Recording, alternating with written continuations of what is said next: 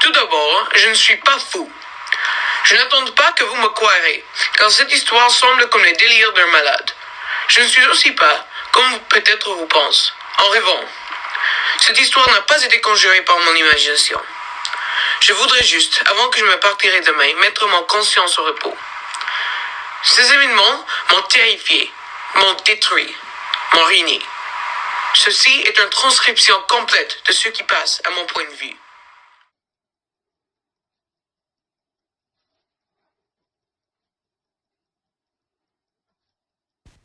Dès mon enfance, j'étais noté pour la docilité et l'humanité de mon caractère.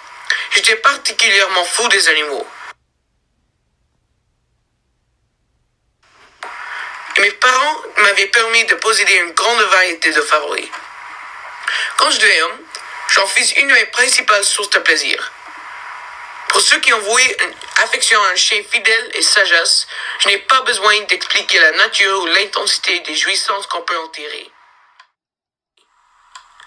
Je me mariai de bonne heure, et je fus heureux de trouver dans ma femme une disposition sympathique à la mienne. Observant mon goût pour ses favoris domestiques, elle ne perdit aucune occasion de me procurer ceux de l'espace la plus agréable. Nous eûmes des oiseaux, un poisson doré, un beau chien, des lapins, un petit singe et un chat.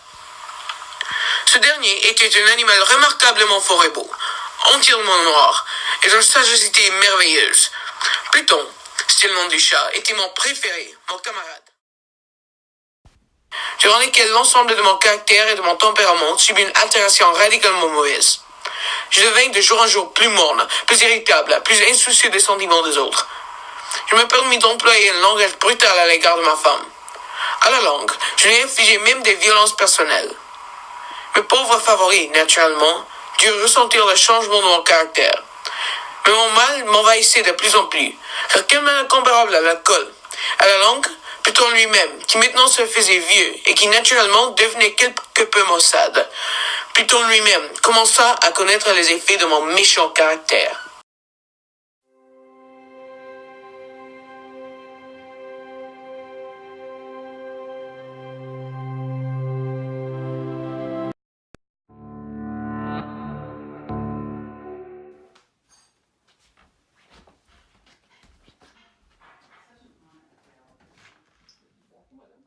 Madame, je suis heureux d'avoir apaisé vos doutes. Je vous souhaite de la santé et une plus grande courtoisie. En guise de au revoir, madame, c'est une maison très bien construite. Cette son vient d'où?